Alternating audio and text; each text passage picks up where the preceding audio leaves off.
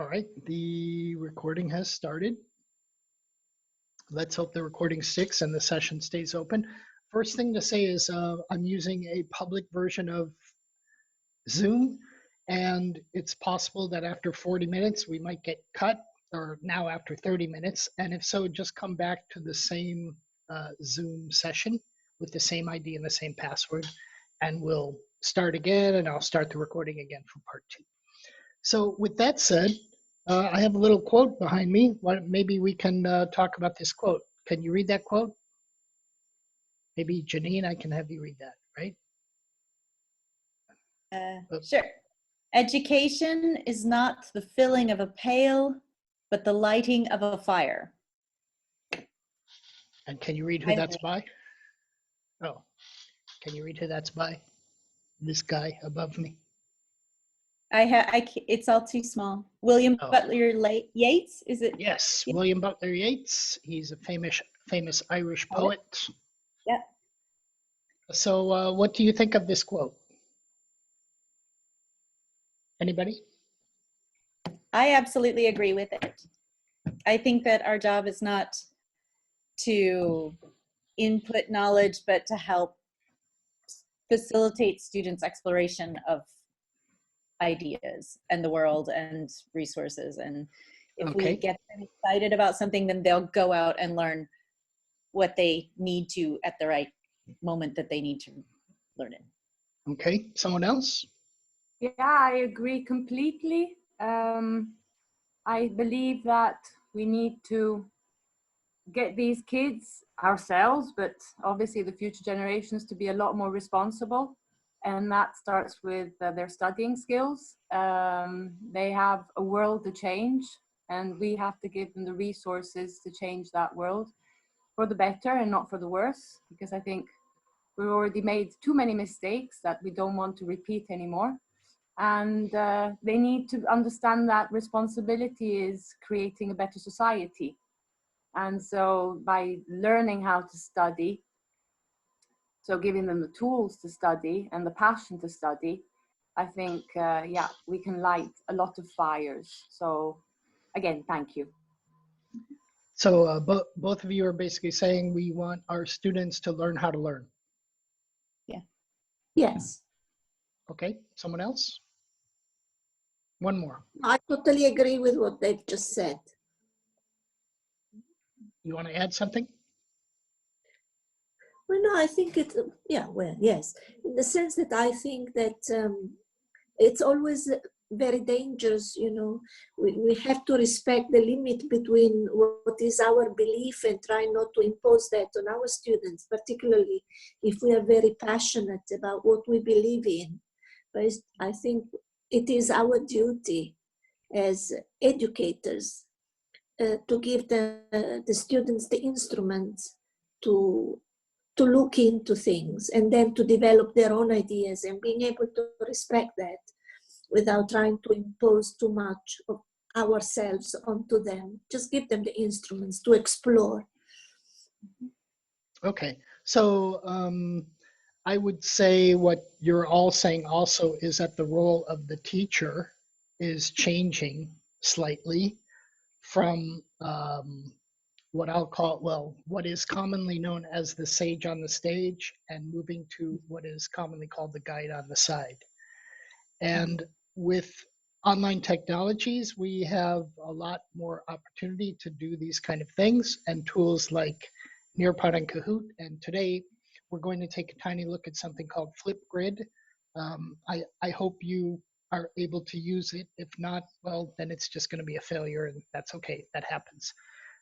But to look at these tools and explore how they can help us become more like facilitators of learning and people holding the matches to light the fire, so that the learning happens with the students and they become lovers of learning, which is very important. So I can see that the network is a little strange and you're getting kicked out of Kahoot a lot, a couple of you back and forth. That's okay. If you get out, just come back in. There's no prize for first place in this Kahoot, obviously, but let's go through it. My plan basically is to, as I wrote in the email, every single person who responded to the survey that I sent out said they want more interactivity. So I designed this little thing, and I'm going to do my best to make this as interactive as possible. And already it is, because you've all seen a little quote and many of you have talked about it. So there's already a level of interaction in there. But let's go in and play with the Kahoot and see what happens. This is called Wash Your Hands, which kind of gives things away. But anyway, so this is about adding interactivity in online teaching. My name is Larry Davies. Thanks for coming to my session. I am recording the session, and I will upload it to my Teak Learning LLC website for you to watch or show your friends. And of course, invite them to the mailing list. I'm very happy and willing to do sessions like this for as long as is needed in this time of worldwide pandemic and kind of craziness. And speaking of the pandemic, oh wait, before we talk about the pandemic, I need to find out what kind of cat you are today. So if you can just answer what kind of cat you are. I know which one I am. This is me.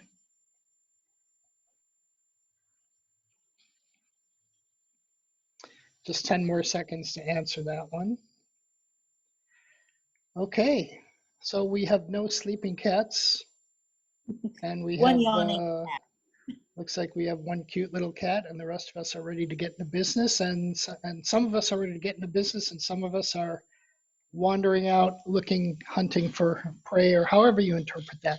So I wanted to show you this poll just to let you know, of course, that Kahoot answers don't have to be words. And it was actually very easy for me to find these pictures.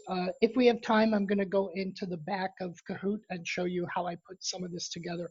But basically, all these pictures come from their image library. So it's really simple to do a search and pick the one you want. It really streamlines the process of developing things. So I'm happy about that. Okay, so nobody's a sleepy cat. This is a good thing. I might have a tired voice just because I always feel tired lately. I don't know why. I think I'm getting old. Who knows? Okay.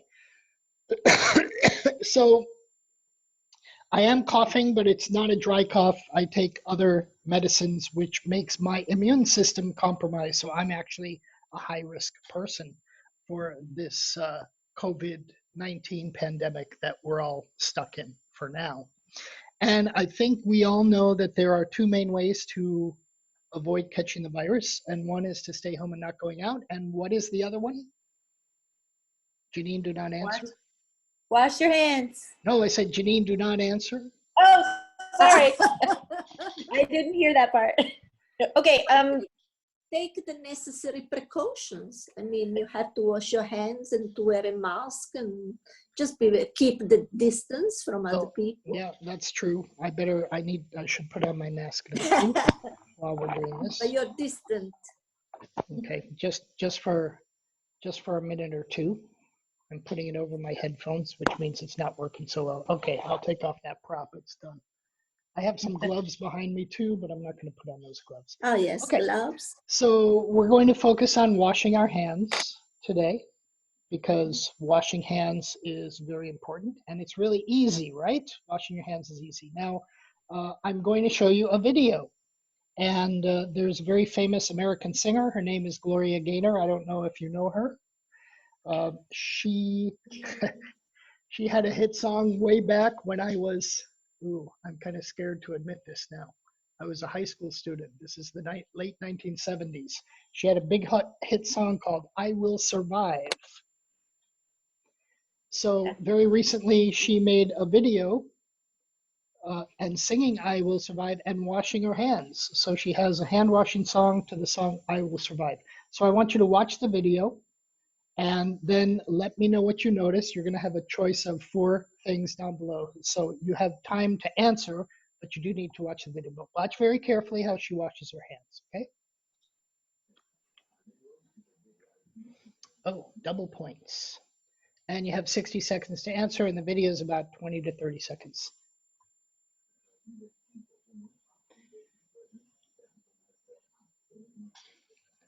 volume. There's no, You we can't can't hear? hear it.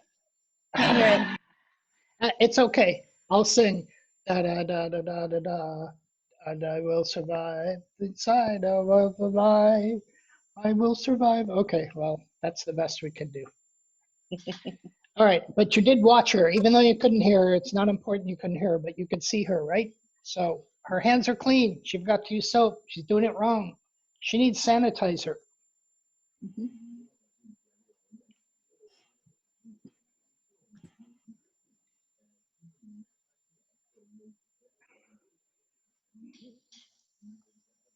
Don't forget to answer. Oh, I should answer too. 5 seconds.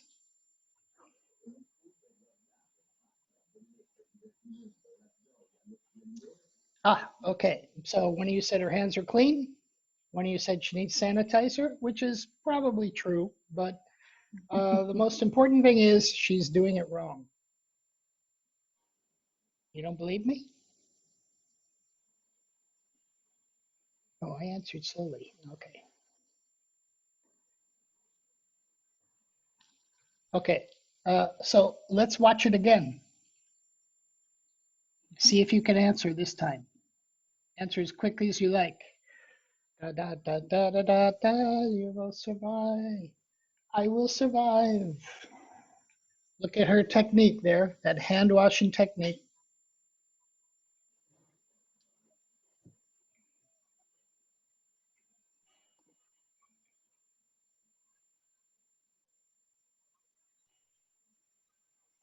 I'll just play that again.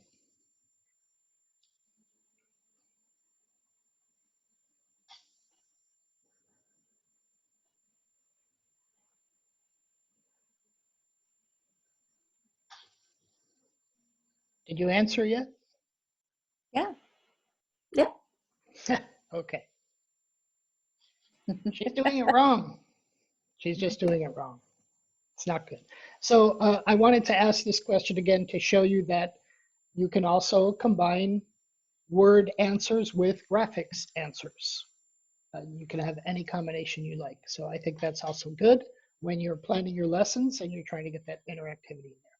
But now we're going to find out why she's wrong and what she needs to be doing right. Okay, so what is the right way? Do you know the right way to wash hands, anybody?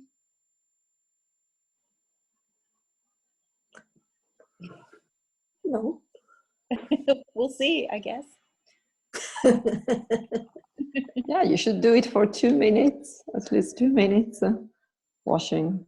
Okay, Yes, you the should back do for and 2 minutes. I thought yeah, it was 2 minutes, 30 seconds. and then washing, of course, the 2 sides, Yeah. and yeah, rubbing your hand all the time, and yeah.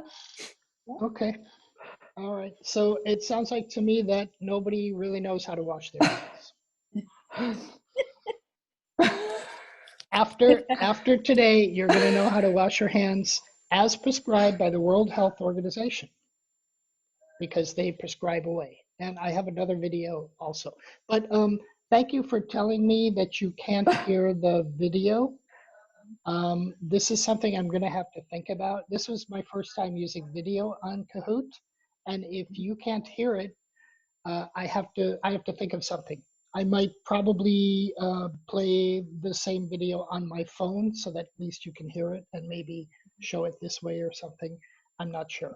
So be aware that if you do use video with Kahoot, that Kahoot is actually designed for use inside of a physical classroom, so your students can see the video and hear it and answer on their phones.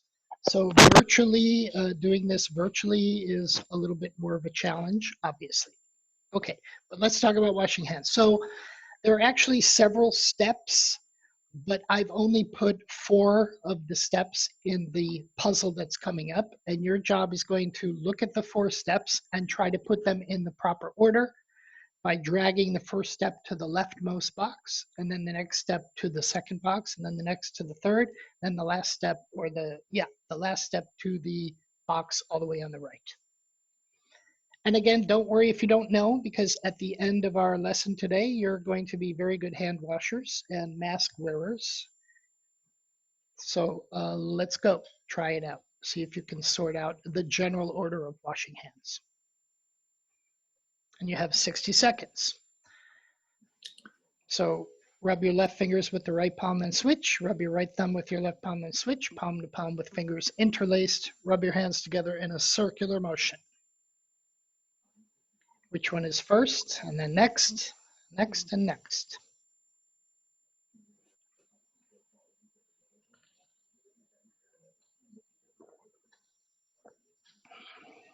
You have 30 seconds. And we have to tap the little blue K, right? Yes, As you this- have to tap the K when you're done. So I'm going to do mine now.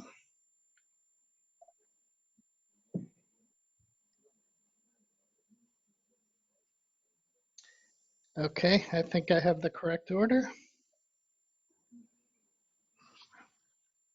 And they're waiting for one person. 1 second left. Okay. Hey, look at me. I got it. Oh, you can't see mine. Can't see my phone. Says I got it correct. Ooh, I'm so smart. So the correct order is this order. First, the green one, rubbing your hands in a circular motion. Next is palm to palm with fingers interlaced. Don't worry, you're going to see illustrations of this. You'll get to practice. Then you rub your thumb with your palm, and then you switch, get your thumbs, and then you rub your fingers on your palms, left to right and right to left. Okay, these are the 4 basic steps, but there is a little bit more involved. I bet you didn't know any of these, right? I only switched. Sorry? Go I ahead. switched the last 2. Oh, you switched the last 2. Oh, okay. Yeah. So you got most of it. Okay, Atola, let me see the scores. I'm covered up. Okay. Atoline is doing good. Dada, you have 0. That's not good. We have to get you some points. Okay, so now comes the lecture. Here's the lecture portion, 7 steps, and we're going to look at them. And what I would like you to do is, if you can, as we go through the steps, you're going to show me on the screen. Hopefully you'll open up your video and we'll practice this together. And I'm going to check your hand washing and you're going to check each other's and make sure everybody's doing it the right way, okay? Good enough. So here we go. Step 1. Oh, and I'm putting this out on the gallery. So if you can turn on your cameras, please do not be shy. Okay, so step 1 is wet hands with clean running water. You don't need the water. You can just pretend right now. Okay, and apply soap or a palm full of sanitizer. So here's my water. I'm wetting my water. Let's see, everybody hold up your hands so I know that the water is running into your hands. Okay, good so far. All right. We have 2 people who are too shy to show hands. That's fine. Okay, that's step 1. Get water on your hands. Next is rubbing your hands palm to palm in a circular motion. Got that? Are you doing that? Beautiful. Looks great. Are you looking at everybody else? Yep. Everybody doing good there? Okay, great. Here's step 3. The right palm over the left dorsum, which I believe is called the back of your hand, with interlaced fingers. So I'm scrubbing just this part, and then I'm switching. So here we're getting the back of the hands, right? Everybody's doing that. See, look at all that hand washing there. I really wanted to see 40 people washing their hands at the same time instead of 3. So I'm a little disappointed that I can't see 40, but that's okay. All right, let's review. Step 1.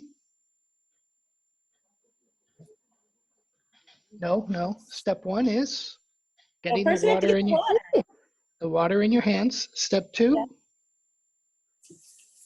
palm to palm. Step 3, okay, back of the fingers interlaced, both hands back and forth. All right, we're doing good so far. Let's get to the next step. Palm to palm with fingers interlaced. Okay, so it's kind of like this. You're getting those palms done pretty well. Okay, good. All right. Step 5, back of the fingers to opposing palm with fingers interlocked. Okay, so first we did this. Now we're switching and we're doing this. We're kind of getting the back fingers in the palm, getting a good scrub there. And the front fingers are rubbing against each other. All right, everybody looking good there? Should we go back to step 1 again? All right, we'll just go on. We'll just go on. Okay, now you have to rub your thumb with your fingers. You can start either one, right thumb with left palm with right palm. But just your thumb, we tend to forget that thing. And Gloria didn't even think about her thumbs. She was too busy waving her hands around like this to even think about getting that entire thumb washed on both sides. Okay, everybody got that good? And then it's the same in step 7 is your fingers backwards and forwards of your right hand and left palm. So now it's just your fingertips, especially fingertips need to be scrubbed really well. So you just do that on your palm and the back of your fingers, and you just switch your hands and get the front and the back. And sometimes you'll even see people go down to the wrist because it's probably good to get a little wrist. So you might want to do that. Okay, so should we do those steps again? Does somebody want to try all 7? Okay, getting water. Next. Next. Palms together. Next. Interlocking them. Then next. Back of the fingers, both sides. Right? Next. This is the hard part. Hands together, fingertips rubbing with each other, back of the fingers rubbing the palms, right? Then next, I would just say the thumb, it's good to have the thumbs, and then fingertips with palms, and wrists if you want to get the wrist too, okay? All right, that's your 7 steps, right? Okay, so now here's another video, and just follow along as you do it. And I like this video because, oh, I can't go back. This is one thing that I don't really like about Kahoot. It's once I go forward, that's it. I can't go back. Okay, so this woman is also demonstrating in a video the proper way to do it, and she has some purple ink and some gloves. So follow along. She's already put the sanitizer in her hand. Okay, so now just follow her as she does the rest. And I know you can't hear her, but that's okay. You just need to watch what she's doing. All right, rubbing those hands together. There's no soap on the back, so.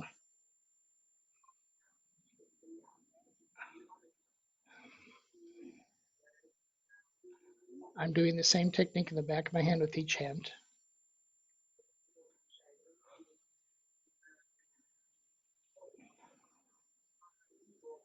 Back of your fingers with fingers interlocked to the palm. So you're pushing your fingers into the palm, then thumbs.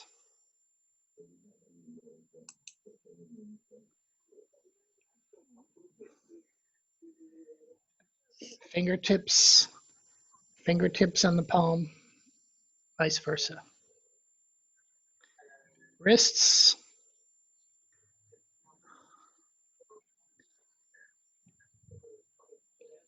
Okay, that's the World Health Organization mandated clean hands. Okay, we've had lots of practice now. What do you think so far? Good, bad, so-so, you're falling asleep? Okay. There's a test coming up, by the way. Okay, so I want to try Flipgrid because now you've done lots of practice, I hope. So now you're going to demonstrate this technique on Flipgrid. So my first question is, are you able to get into Flipgrid? I need to, give me just a second here.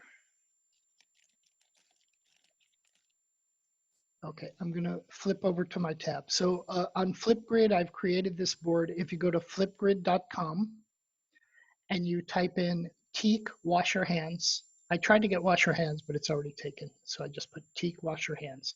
That should get you into this board here. Are you able to do that? So is it just flipgrid.com? Did you say? Correct. Flipgrid.com. Yes, what I'll do on my screen here, give me a second. I'll just do flipgrid.com and hopefully. Enter a flip code. Yes. So right here where it says enter a flip code, you just type in TEAK, wash your hands. And then hit enter. Then I'm pressing enter on my keyboard. And that brings me in here. Okay. Okay. If you want, you can watch the video again. You can practice as many times as you like. And then you scroll all the way down and there's this big plus, green plus. And I think I set it so you have 90 seconds only to show us your hand washing technique. Okay? So you're gonna hit this green button like I did. Hopefully this is gonna let me log in with Google. Here comes the part where it might fall apart. So it's asking for my Google email address and I'm giving it and it says login successful. Let's hope it works. And I have had people who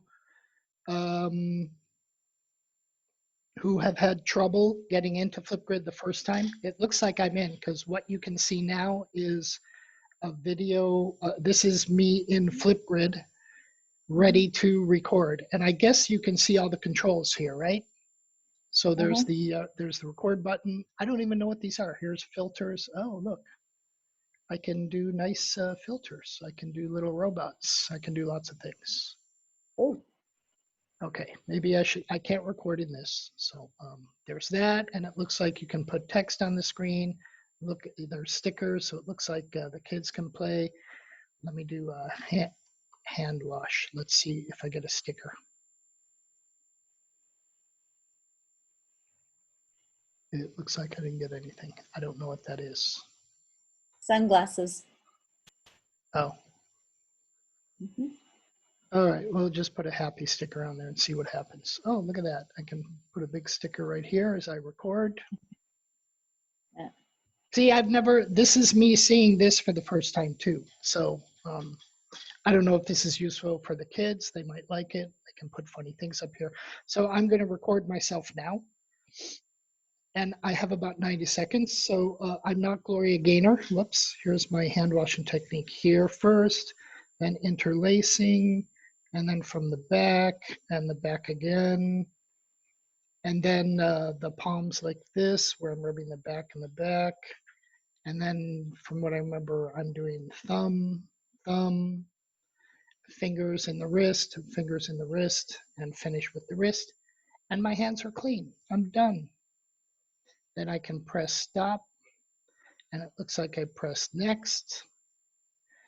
And I There's the can, option to review it. I can hear my audio. Probably you can't hear this. So I'm happy with that. Take a selfie to submit your video. All right, that looks good. Next. Don't close the window, it's processing. Let's see how this works.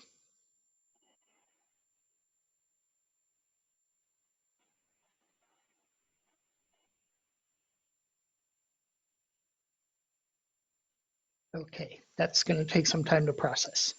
So you want to give it a try? Are you able to get in? Yeah.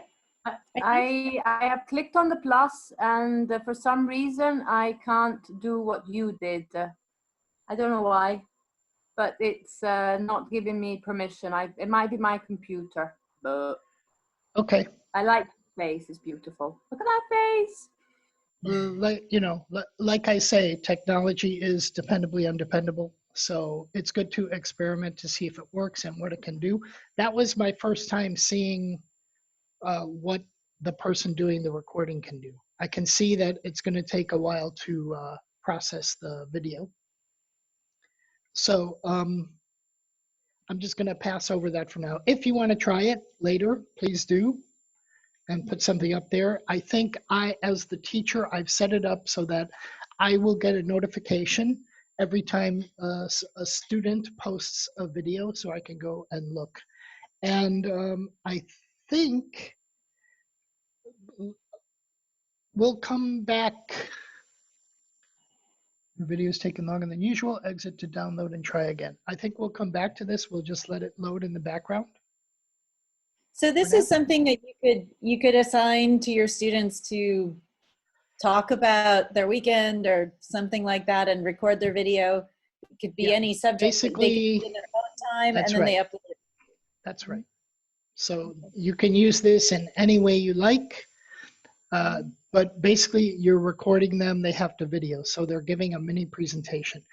I think the way you can configure it is they can shoot from a 30-second video up to as long as I think 3 minutes, maybe a little bit longer, and then it gets processed and it gets uploaded here.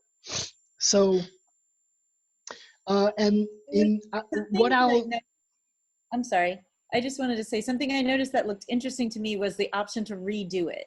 So if they're not happy with their performance, they can click to redo it.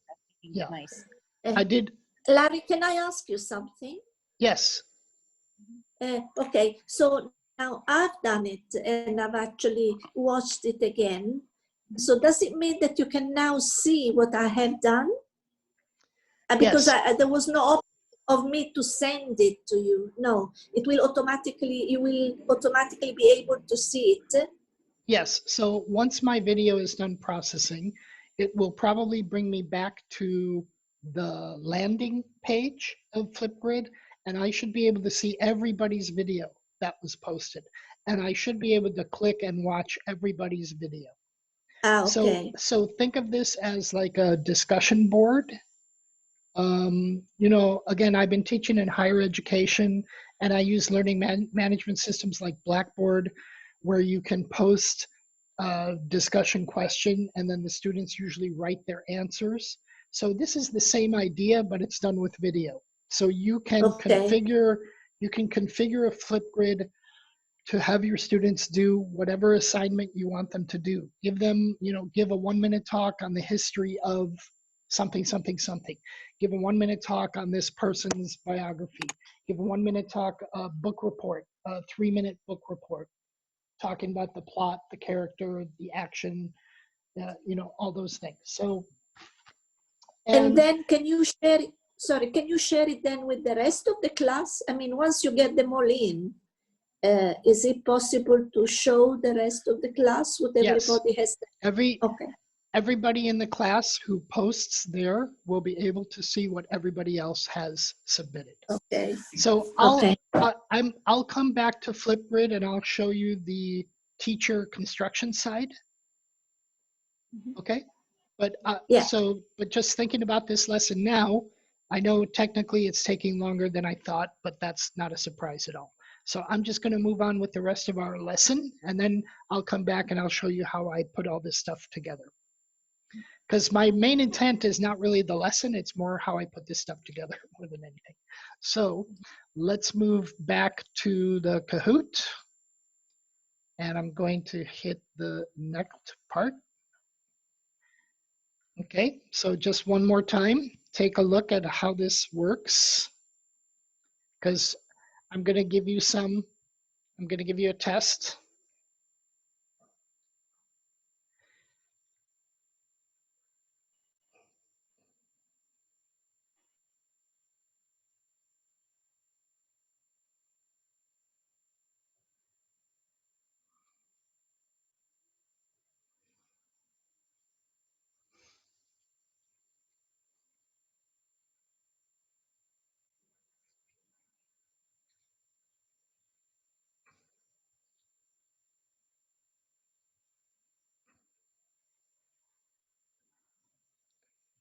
Fingertips,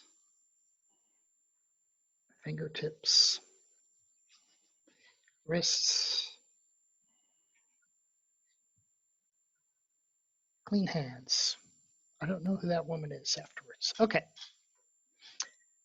10 questions, true or false, 10 seconds only. There are 5 steps in washing hands, true or false?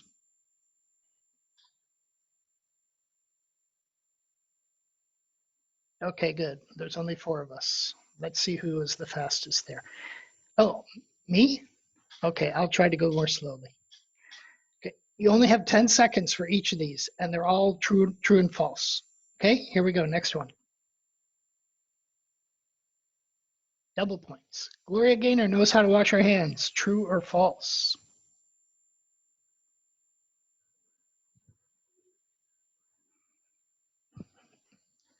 I answered last. I'm still getting points.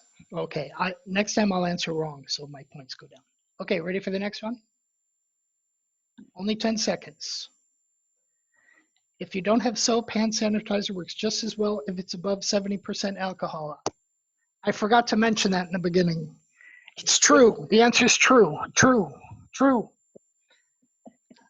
Okay. I answered false just to make it so. Yes, actually hand sanitizer, which I happen to, you can't see that. I have to hold it in front of my face. That's interesting, huh? Background effect. So make sure that your hand sanitizer is 70% alcohol. Anything under, and it's useless. It's just you're putting candy on your hands or other strange things like that. I forgot to mention that in the beginning. Sorry about that. How can I test you on a question that you didn't study for, right? Very bad. Okay, Janine. Now Janine's up there, but it's very close for second place. Here we go. Scrub those thumbs. True or false? Yes.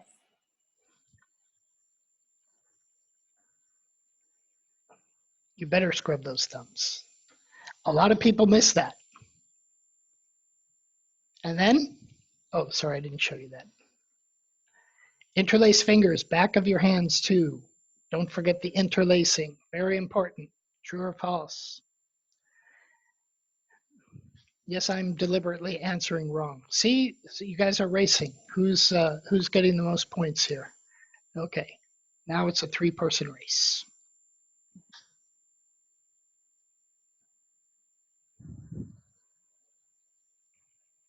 %60 alcohol hand sanitizer is effective. True or false? For the person who answered true, you're wrong. It's false. 70% or higher. 70%.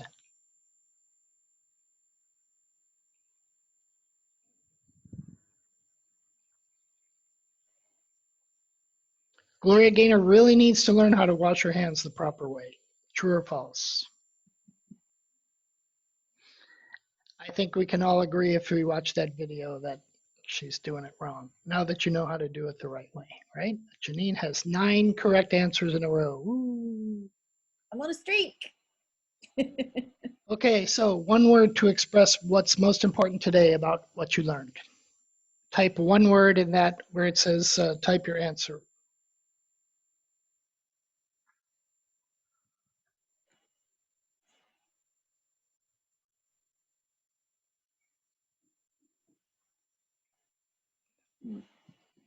We got one more person that we're missing. One word, one word. How to wash your hands is 1, 2, 3, 4.5 words. Interlacing, washing, and I like thumbs. I don't know, I have an obsession. You gotta get your thumbs done. Okay. So I'm going to show you in the background. Let's see. Good, I have plenty of time, right? I have about 30 minutes or so, 30 to 40 minutes, because I want to show. I wanted to have time in the background just to show you how to put this together. But I want to ask you to think about a lesson that you can do with Kahoot and Flipgrid. And are there any ideas that come off the top of your head right now before we move into looking at the background, the behind the curtain, so to speak? I really like the possibility of students being able to do oral presentations that they can do, even edit, redo, and then post for a 30-second answer up to a 3-minute report or something like that. But I like that, and I think if they did it kind of regularly, it's a way for them to build up comfort level with it as well. And I agree with Janine because, I mean, maybe because I have many classes, and by the time I send homework and then I get the homework back and then I correct the homework and then I send the homework back. I mean, I spend literally many hours of my time just doing this, whereas it would be much more effective if they could do a video and, you know, send it to me, and then I could just listen to them and maybe just point out some of the mistakes they made. It would be so much faster. I think it's a good way of doing it. Personally, I mean. Yeah. So writing skills can be important, and I think we don't do enough speaking skills with students. So this is a good way to get them to practice those. And what I think Flipgrid does is it makes it efficient for you because they can say a lot in 90 seconds, maybe more than they can write. So Yes. that makes it more efficient time-wise for you to make your evaluations of how they're doing. Sorry, Larry, can I add something? I have some reservations, for example, on those tools where, you know, there is a lot of preparation on our part to be made, because at the moment we've just got so much on our plate as it is, that it's very nice. I mean, they're very nice tools, but at the end of the day, if I have to spend, again, afternoon after afternoon to prepare the material, to load, to upload on the platforms, then, you know, it's hard right now. It can be done on a longer term, but I think now we need something more, something faster that can be done faster. Otherwise, it just gets too much. And again, I don't know your context completely, but again, I come from higher ed, and my experience has always been every university I've worked at usually has what's called a learning management system, where you can construct all of your classes and put all your lessons all in one place. And basically, I used to work in a college in Florida in the US. It was the virtual college. And I would work with the subject matter experts of the topic. So, for example, I worked with a lot of business professors and accounting professors. And so for accounting, for example, it would be fundamentals of an accounting course. And they had the textbook and all the materials in one place that were already ready to go, so that other teachers who were teaching that course had access to all the pre-prepared materials. So learning management system, if you're able to get access to one, that's a good place to put everything that you've prepared and to arrange things. Now, that might not be possible in your context. So things like, I guess, Google Classroom is a good way to go. There are a lot of free management systems out there, and the functionality is a little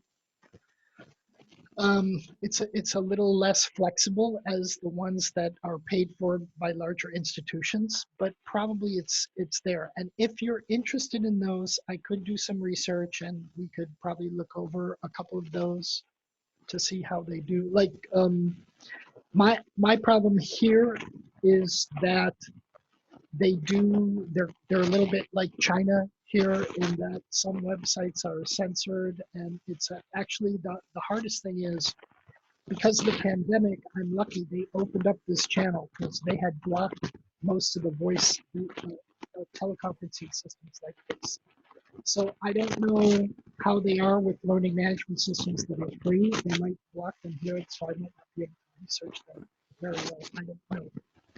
But I would highly recommend that you try to find a system, whether it's Google. Another one that I recommend is Moodle. Moodle is a free open source system, but even if you use a system like Moodle, you still need some IT experts who can do some of the technical support, because it's not like they tend to be a little complicated, and you tend to need a bigger technical support infrastructure to do those. Although I am aware of some smaller companies that have smaller systems where you can pop all of your material, here I have this class, these are the materials for this class, I have this class, these are the materials for this class, etc. So, you know, if you're interested in that, I can do some research and push those out to you and figure those out.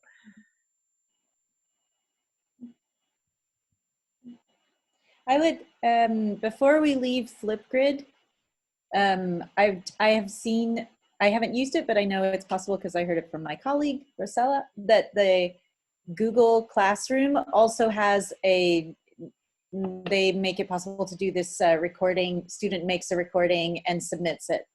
So she says something like, you have 2 weeks, or you have 3 weeks, or you have 1 month to prepare a 1-minute talk on your favorite vacation. You need to record it. You can do it, redo it as many times as you want, record it, and upload it to our classroom. And the only other people who can see it, she decides whether she can see it or anybody else can see it, and that the other people who can see it is limited to the people in that class. So the students from 1A can see their other classmates' videos. So that's also an option on Google Classroom. So Google Class is a learning management system that's free and probably one of the easiest to configure. So I don't, the reason I'm not familiar with it is because we have our own, we work with Blackboard, if you've ever heard of it. It's like the largest LMS provider for higher education. I think they have over 1,000 colleges and universities around the globe using it. So I haven't had the need to explore Google Classroom, but I would definitely say, and again, this also depends on your Ministry of Education. It's definitely worth looking into using Google more than anything. I really like Google's tools, but the Ministry of Education in the UAE doesn't like Google because it's kind of out there in public, and they prefer to have a firewall around all the student data. They're really into protecting student privacy, and they don't think Google provides those tools enough. So, I mean, that's just a preference of different ministries of education and how they approach that. But again, I'll say, if whatever tool you're using, make sure that you explore it as deeply as you can so you can understand how it functions, all the different functionality of it. That's a really important thing to look for. So again, depending on what people want, I can for the next time I'll think about that. So that's all for this lesson. And actually, I just went back to the Flipgrid, and as you can see, the video has now processed. So I can just say Larry, and title could be, I don't know, my hand washing, my expert hand washing. And here I see optional link. I don't know what this means, but I'm just going to click submit video. So this interface seems pretty simple. And as you can see, okay, this is all new for me. I see it makes a URL, so I can go back to it, and I can download my video, and I can download a selfie. That's kind of interesting, but I probably have to do it here. I'm just going to click complete, and let's see what happens. It should upload on here, I hope. Okay, I think eventually it's going to find its way on here. It's probably also because I just clicked submit. I can see you. I just refreshed the page and I can see you. Okay. Beautiful face. Okay, there we go. There we go. Yeah. So now I can click on this, and it leads me to the recorded video there. And I know you can't hear this, but the recording went very well. The voice is good. And now, as you can see, there's this reply button. So I can click reply. Really, I have to log in again? Wow.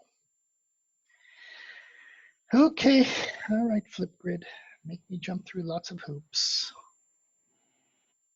Oh, so I guess the reply to the video can also be a video. Wow. Interesting. Yeah. This says video options. So screen recording, add video clip, record with audio.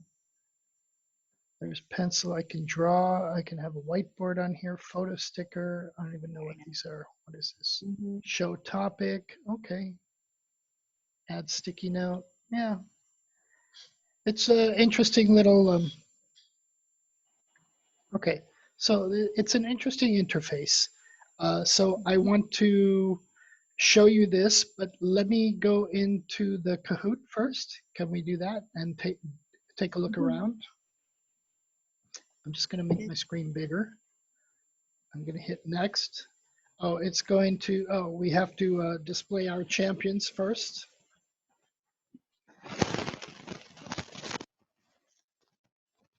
You know your kids love that, right? I love the third place, the second place, the first place. And I'm getting music. I'm getting this kind of funky music on there. And then you can hit get feedback. And then on your phones, you can you can rate the Kahoot. I'll give that one 5 stars. Did I learn something? Yes. Do you recommend it? Yes. And I'm happy. And I click next. Tells me I got 8 out of 12 correct. And then on the Kahoot, I have not explored this next step that you see on your phone. But it kind of gives you the opportunity to go back to the Kahoot and review it, I guess, in some way. So I actually have never played with this aspect, so I can't tell you a lot about it. But as you can see, there's more, it's gamified a little bit more, right? What happens? It takes you through all of the questions again so that you can eventually end up with 100%. Okay. Okay, good. Yeah. And then I have next, and it's telling me to create something now. Okay, so that's it. Now I'm back at the beginning of the application.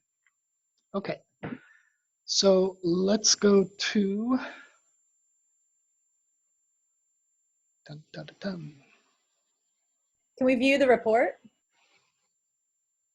Okay. So that we can see what the report looks like. So I have direct drive or save to drive. I'm just going to directly download this. So I'm clicking on this and nothing's happening yet. There it is. It's asking me to save it somewhere. We'll call it Kahoot results, and it's on my messy desktop. Oh, I'm going to put 5 stars in front of it so that it's easy to find.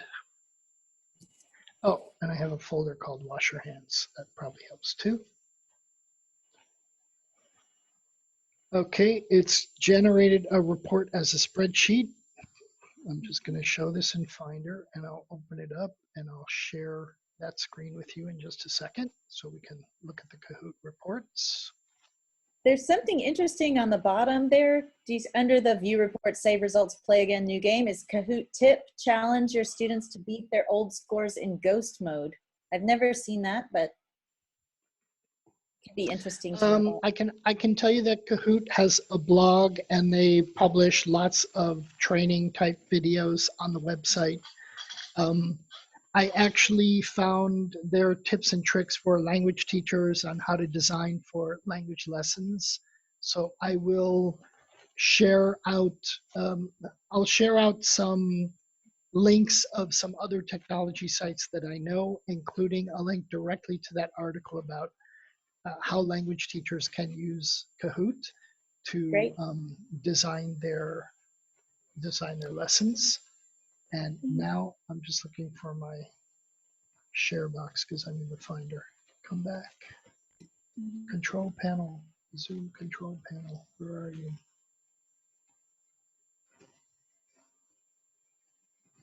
Where's my Zoom control panel? No, not you.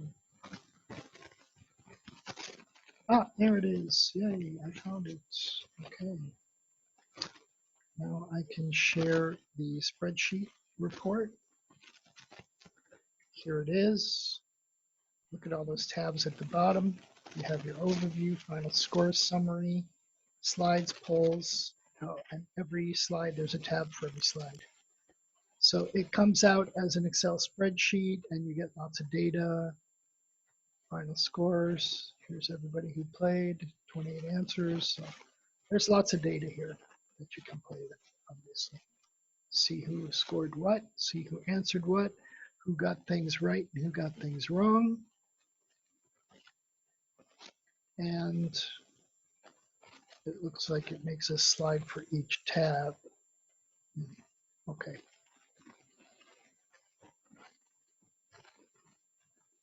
Yeah, so most of these are display slides. Then here's a quiz slide. Maybe I should make this bigger. Huh?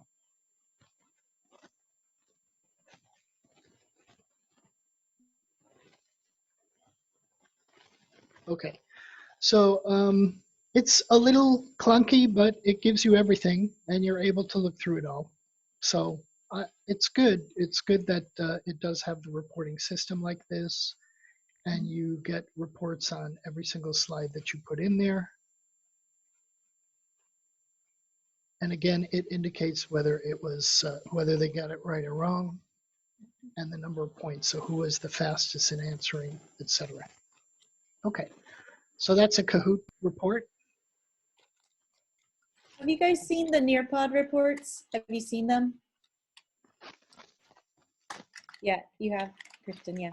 Okay. I have one Okay. that I can share with people later if people haven't done it yet. So Okay. haven't done the reporting. I find it very, I mean, as I said at the beginning, very tiring. I have problems with Kahoot in the sense that the downloading, apart from the video, I mean, I have to have Larry's video open to be able to see the questions, because I only see the colors. I don't see the questions on my video. Thankfully, the majority of the kids I've played with Kahoot with so far have not had my problem. But if I'm the student, I have to have a double screen open. I haven't been able to download Kahoot reports, but because I don't know why. Something, I mean, my computer's probably old. I don't know.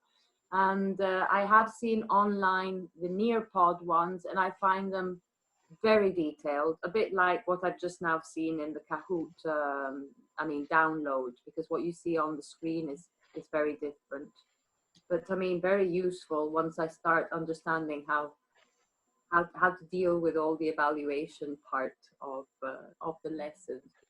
For the moment, Right, and I would also say understanding the report that's going to be generated helps you think about your design of which activity you're going to use with them, because as we saw in Nearpod, most of the activities you do are anonymous as to who is posting what on the learner side, but on the teacher side, you can see every single person who's saying what and who's doing what. And when the report gets generated, of course, then that really helps you to see which students are doing fine and which ones really need help. And the Collaborate board with the little sticky notes and the hearts, those make permanent URLs. So you can always send your students back to those if they do a brainstorming session. And there's a couple other things in Nearpod that I did not show you, like the note-taking feature, which is really good. I'm actually, when I start using Nearpod more, or when I'm start working with it, I want people to be aware of that, because you can take notes on every single slide as we're going through things. And then all those notes get sent to you via email, or they get uploaded directly into your Microsoft OneCloud or your Google Drive. Larry, So, is that the teacher taking notes or the students taking notes? That's the students who can take notes. Okay. So you can, you might have them do that first. But anyway, if I come back to Nearpod, I'll try to remember to let you all do that. I want to take I want to make sure that we look a little bit at the back end of both Kahoot and Flipgrid right now. Just a real quick thing. So let me share screen again. And I need to get out of this one. So I'm just going to, wow, there really isn't an option here. So what I usually do then, if I can't see this, is I just retype create Kahoot and change the URL. Okay, so this brings me into my dashboard, and I'll click on home first. So there are many, many many things that I could show you here, but I'm just going to go into the Kahoot that I designed here, which is called Wash Your Hands, over on the right screen. But as you can see, here's a list of my Kahoots that I've created. And since I work for this college, Higher Colleges of Technology, we have a site license. So every professor that's made a Kahoot has uploaded theirs in. So we have a local resource. So this is really good if teachers are teaching the same topic in different schools and they kind of want to collaborate on some resources and do those. So I think that's a good thing. But let me just go directly into mine. So as you can see in the interface, it's really a very simple interface. It shows me the number of questions. This is the cover image. I can click play and get going here. This, I can star this so I can keep things up. And here is where I have my options to edit the Kahoot, rename it, make a duplicate, do a preview of it, share it out. Now the problem with sharing is you can only share it with Kahoot, other Kahoot registered users. So you have to know their usernames, which I think is kind of a headache, but okay, whatever. And I don't know if sharing means you can take a copy and download it and then edit it for yourself or not. I'm not sure how that function works. And then there's the reports, then you can delete the Kahoot out. So basically, for as you can see, it has 29 questions. It says show answers. If I click this, all the answers will show at once, which make things convenient. And as you can see, let me hit the edit. I'm going to go into the edit interface. So in the edit interface, this is pretty much what I've seen. If you use PowerPoint, this looks exactly like PowerPoint. You have your slides on your left slide here that you can scroll up and down on. And then you have your working area where you can design the slides. So usually this one is called slide, which means it's basic display. There's no interaction involved. What I don't like about this is you have a top area and a bottom area, but you don't have any control over the font size. So you get this one size, and you don't have any control over whether you want things centered or left. So it's just, you just take what they give you, which is this size font and this style of font. I guess you can make it bold, you can make it italic, you can do some mathematical notations too. But there is a character limit here. You can see there's the limit is 42. If I delete this out, you have 50 characters basically to work with on the top one. And on the bottom one, you have a little bit more. Here it says 189, so it looks like maybe it's a 200 character limit. As you can see in the middle here, this is where you can have graphics or other things. So what I'm actually going to do with this slide number one, there are two options to every slide when you're working on this palette. You can either duplicate the slide or put it in the trash. So I'm going to duplicate. And so now I have the same copy of two things, so I can just play around with this. So I'm going to remove this graphic to show you the options I have. You can use their image library to upload something. You can upload your own image, or you can pop in a YouTube link. So again, remember with YouTube links, as we experienced today, only I, the teacher, can hear it if I'm doing it remotely. So what I would suggest you do is, if you are going to play a YouTube, that you use your browser tabs up here, and you have your YouTube here, and you copy the share address and you paste the share address, maybe if you're using Zoom, paste it into the chat and have your students watch it on their own. I know that's kind of clunky, but that's the only workaround I can think of right now. So the image library is pretty good. And all of these are royalty free. So actually I just typed cat when I did the cat one, and I scrolled and found a bunch, and I said, oh, where is that little cute cat that I used? That's not in here. So I can do show more, and it will show me more. And oh, here it is, the cute cat. So all I do is click it, and there it is. You have the option to crop these things. I could make it bigger, right? I could have just done this and drag the cat like that, click save. So that's pretty simple. This I button is mainly for, here they're called people of determination. In the US, they're usually called special needs students.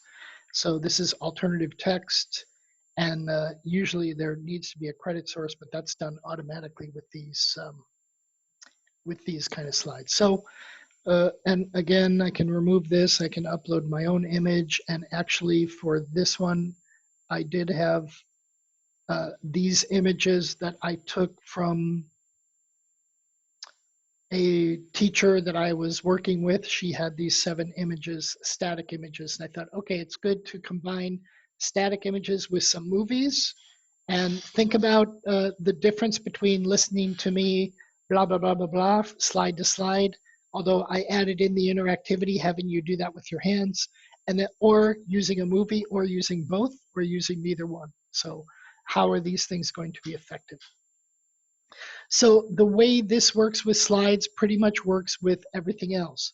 So this slide is a poll, and it's pretty much the same thing. You put a text, you have, let me duplicate this slide too, just so I can take this. So one thing that I've seen that's a little strange, when you duplicate, it puts the duplicate slide below, and then you're back on the original slide. And usually when I duplicate, I would think that, okay, that's going to be the next slide in sequence, and I'm ready to edit that. And that's thrown me off a lot. So as you can see here, I'm back on slide 3, and the duplicate poll is 4, but the poll is the one I wanted to change. So I have to click on that. And again, I can remove this. I can remove the images here and crop. As you can see, you have the choice of either adding text, the text cat, or the a regular cat. So this is a poll, and the other thing is you have time limit. If I click that, you can see it's from 5 seconds to 240 seconds. Poll, okay. Now what I want to do is I want to click this add question just to show you, hopefully you can see this. These are the 7 types of interactions you can do in Kahoot. This is much more limited than Nearpod. Nearpod has more, but they're slightly different. So the quiz is a multiple choice question with up to 4 choices. You have to have a minimum of 2 choices and the option of a 3rd choice and the option of a fourth choice. And then they have true false, which of course is the same thing, but it's only 2 choices, true or false. And you can't change these, and you can't add anything. You just have to click this. There's one other thing on the ones with the quizzes are the points. And there's a slider, and you're able to have either 0 points or 1,000 points or 2,000 points. And if you go back and review the blind Kahoot that I think I talked about last time, they talk about the time you should set on each slide and the number of points you should set as you're starting them from 0 into teaching them the whole thing. So they're fairly prescriptive about how you need to set that and why. Then there's the open-ended questions, and these are not exactly open-ended questions. This really is just a fill in the blank, because there's a controlled answer. So, you know, Larry eats too much. And the answer, of course, is pizza. So your students have to type that exact answer. I don't know if this is case sensitive. So if you have it as a capital P and they type a small p. It is, unfortunately, it is. It's a is ball breaker, if I must be honest. Okay. I've already had the kids complaining about that. Oh, I wrote the right answer, but it's case sensitive. So as long as you know that, you know what you need to do when you do that too, right? So again, image library, upload image YouTube link is available for the open-ended questions. But the open-ended question in Nearpod is completely different and functions in a completely different way. So I don't like that this is called open-ended question. It needs to be called fill in the blank. That's just me being, well, no, it's not me.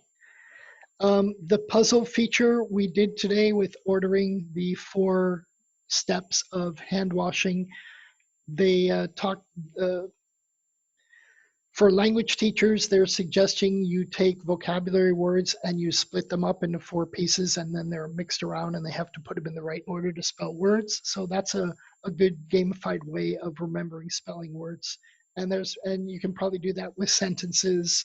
You break a sentence up, you put them into the 4 pieces. So this is probably a very useful one for language teachers. And the poll is the poll, which you've seen. And I really do like word cloud a lot too, because I think this is a great closure activity. So today I called it mic drop. Sometimes I call it one word, but you can just call it the last word, call it whatever you want, but they're only supposed to type in one word. And as you see, it makes these kind of word clouds. And I think this is also very good. The time limit is pretty much the same, 20 seconds to 2 minutes.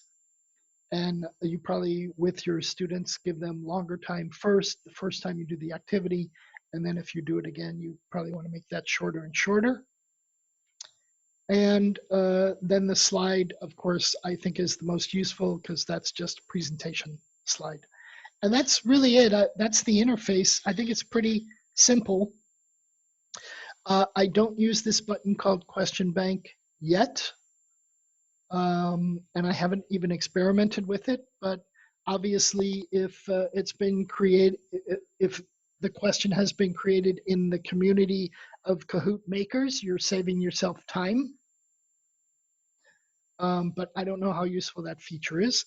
And of course, you can also use the Excel spreadsheet that's made from a template here. So you can, this is actually the import button. Somewhere in their main dashboard, they have these resources. I don't know if you would have access to things that I have, because again, I have an account through my college, the higher colleges, and as you can see, we have 1,150 faculty, so a lot of them are working together to create Kahoots. So you won't have access to these, but here's Kahoots created by specific professors. Oh, I know this guy.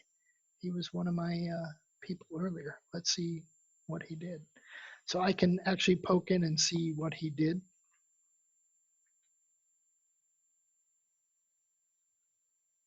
Okay, yeah, I have to coach him because he only knows how to do lower order thinking questions, but all right, that's fine. Sorry, I'm being a critic. So this other part of Kahoot really depends on if you have a subscription or not. If you don't, there's probably still a fairly big area under the Discover that is created to the community of users who do things for free. And again, there's plenty of stuff, and there's a search box, and there's lots of different collections, as you can see. So there's plenty of pre-made things that you can do. You don't have to reinvent the wheel so much. But again, how it works with a free account, I'm not sure. I can't really tell you. Okay, so now I want to talk about Flipgrid, if that's okay, and show you how I put that one together. Here I am at the page, so I can go to Educator Login. And again, my login is through my college. Oh, okay. So I was already kind of logged in. So that worked okay. So I haven't, oh, actually, yeah, this one, the wash your hand ones I made outside of my college account. I made it with a private account. But again, I'm just starting to use these things, so it's okay. I'll just go in and talk about these. So I do this heavy, did we do Bloom's Knowledge in Kahoot? I think we did, right? So I can go and edit that. You can recall from the last time, you can put in names. I like this feature. I think it's probably only for paid subscriptions. So this topic is called Bloom's Knowledge Dimension and Cognitive Domain. So I could nickname it BKDATCD, Bloom's Knowledge Domain, Dimensions, and the Cognitive Domain. So I could give it an easy to remember URL to tell people. This is good. People who are going to join have to use a school email, so it's already limited to my college email account. Probably if you're going to make Flipgrids, you would use the public and PLCs. And here's my college hctac.ae. So my college address is ldavies at Higher Colleges of Technology, AC meaning academic, AE is the United Arab Emirates suffix. You can get notified for every video that gets posted, or you can get notified daily, weekly, or never at all. So I like to keep every new video that gets posted. Allow students to download and share. Do you want to generate captions from what people say? I'd probably leave this off for language learners. I don't know. You can decide if your students are going to get email notifications. Make your grid active or hidden. Obviously, active is the main choice. There's a choice of Englishes, whether US or UK. And there's Italian for Italy. And there's Arabic. Okay. So personalizing, dropping a file or click upload. I talk about this grid for Bloom's taxonomy. So this is what I uploaded, and that shows on the page because that's mainly what we're talking about. But they do have lots of pre-made things too. And once you're done, you click upgrade grid, and that's pretty much how that works. I wonder if, I'm going to log out of this account and let me see if I can log into my Google account.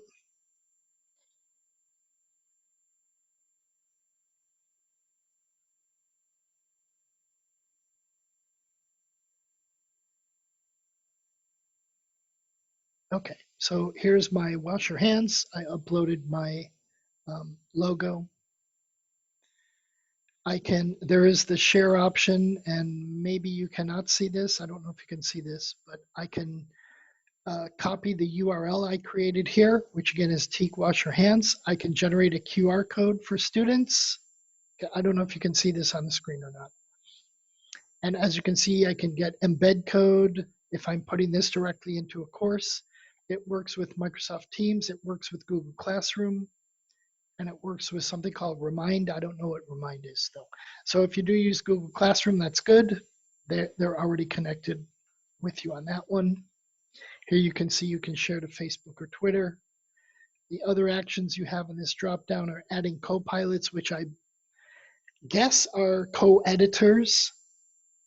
You can duplicate this. You can talk about the notifications and how to integrate into Teams. You can export this data. Let's see what happens with export data. Yeah, it comes out as an Excel spreadsheet. And I can edit here. And once I edit in the grid again, it's the same thing. Choose your URL. I make it public. Adding a grid password. You could password protect things. You could have, anyway, yeah. So daily, and I personalized it with the logo. And that's pretty much it. There's one other thing. There's one other thing on here that, let me see, flip code. I have to get into showing you how to edit this.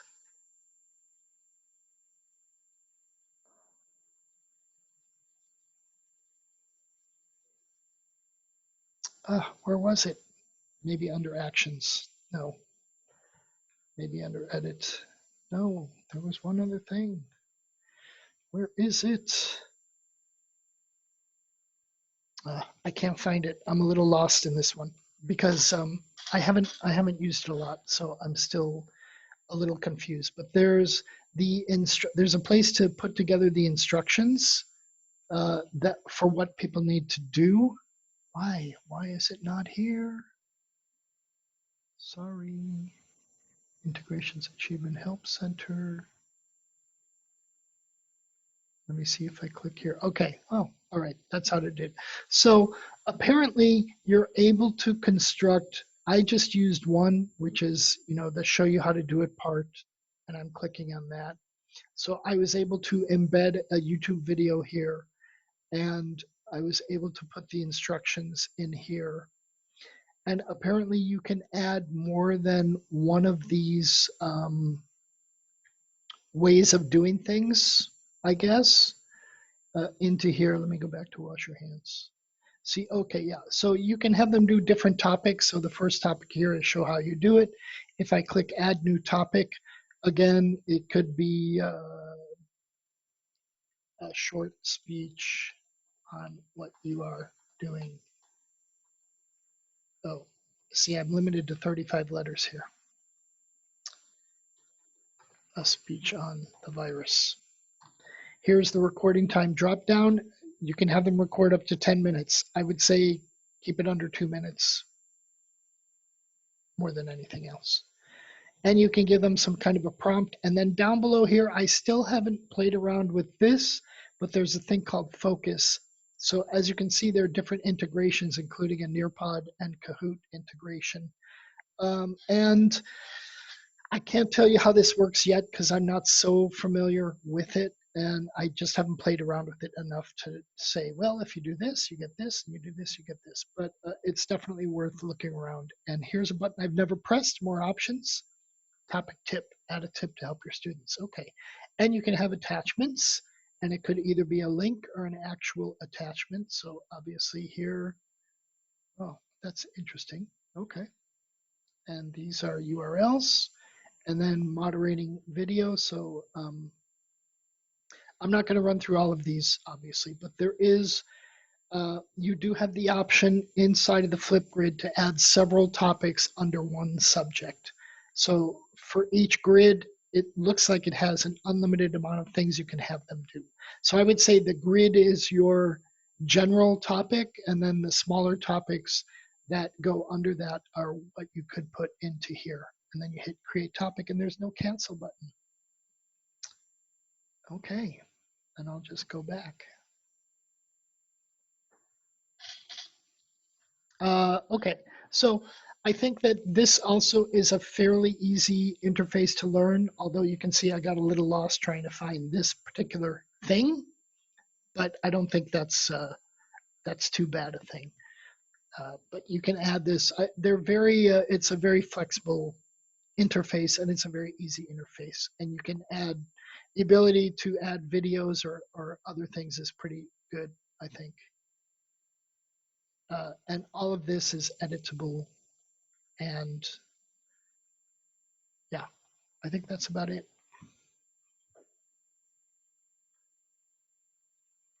And actually our time is up too, so we just got in there the right time. That's all I have, is a little tour of the background, the backbones. I'm really happy that Zoom did not crash on me during this session, and we got the whole thing recorded, so that's good. I'll be able to post it up. I don't know if you have any comments you want to make, or any impressions, or any ideas for this. We can take a couple minutes. You've all been listening quietly as I stumble through that part. Your mic's off. Yeah, sorry. I found the Flipgrid really interesting too. I didn't know that there was so much behind it. I didn't know anything about it, but I was happy to see so much behind it as well. So many possibilities. So I feel like my my resource library is getting bigger, is expanding. It's true. Yes. Considering when we started all this, we didn't, I mean, I had very little knowledge of this, all these digital platforms. And it's nice to know that you can use this. I mean, it's something that we've learned in these unfortunate times, but at least something has been useful in terms of learning about. Also, maybe another reflection that we can make is the fact that, you know, how really schools have never contemplated the possibility of using or incorporating digital teaching in our everyday teaching, not as opposed to it, but as part of it. It's quite sad, actually, because it shows you how behind really we are with technologies within the school well, at least my school context. Well, yeah, you're not alone, I think. And again, the leadership who you work with, they need to know what you know, and they need to know what you're able to do, and they need to know what you're not able to do right now.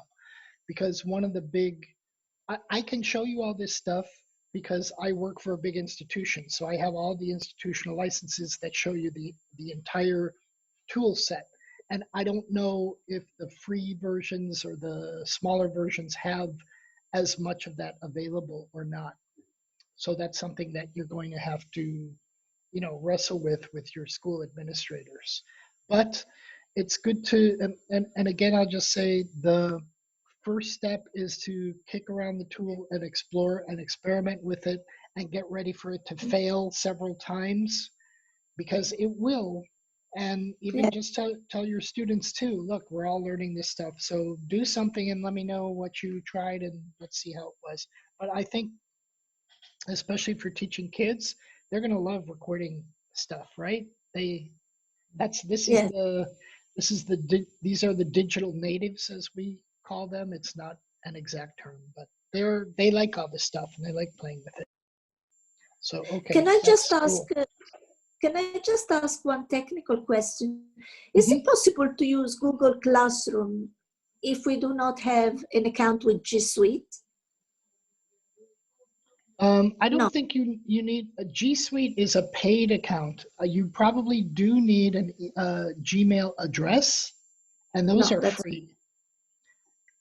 Like my email is a G Suite email because I have a consulting company that never gets any money. There's no money in educational consulting, by the way. There's no money in it. So that's why I'm doing stuff for free. But if you want to send money, okay, I'm great. Then there's some money in it finally. But I don't, in my experience, it's not there. So I don't think you need to invest in G Suite. Just a Google account should be enough, right? A Gmail account. I think okay. maybe you have more experience than I do.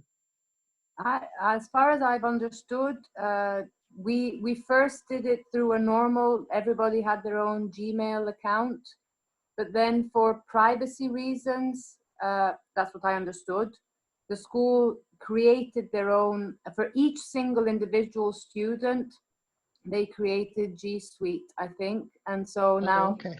what you have is that there's more of a firewall Right, for the right. kids in the school and institution, but you can do it freely, but then it's not, let's call it firewalled, it's not protected. Okay. So the entire school, students and teachers, we all had to create this education app. The school had to do it, the administration had to do it. And so then we went from a classroom that was, let's say open, to a more protected classroom. Yeah. It Yeah, depends on the school. it needs that. Actually, there is, and now I'm going to sound like a salesman once again. And this is not my motive, but I'm actually working with a company who has, if you want to experiment with it, they have a kind of a firewall based thing that is very privacy based, protecting students.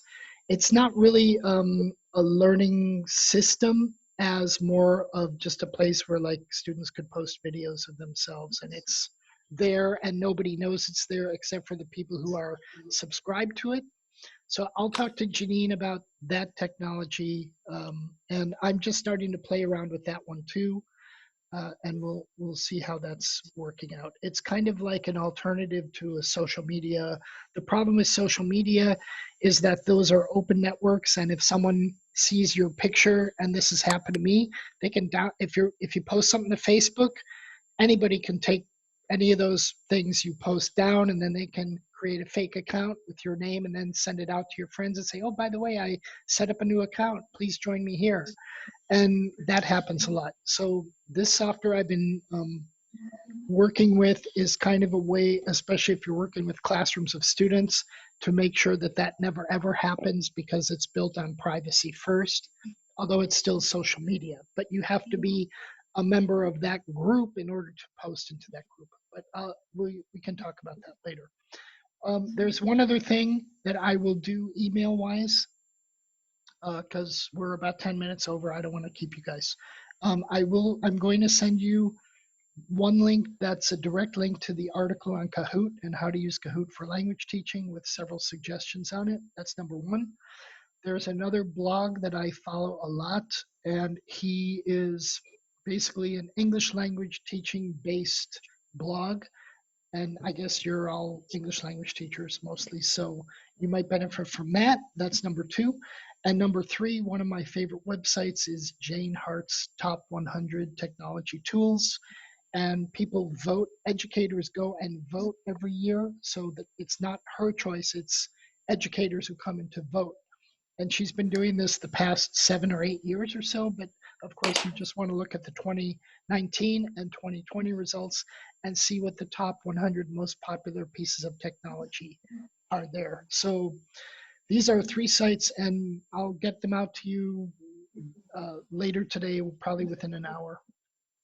And those are a few other great resources we could go through. Now there's one other thing, and because there's only 4 of you, Janine and I discussed this, which is we want you to try to teach with technology and teach us a mini lesson, like a 5 to 10 minute lesson using Nearpod or Flipgrid or whatever else you want to use. If it's Google Classroom, whatever, I'm willing to do what's called what I call a kind of a clinic, teaching online clinic.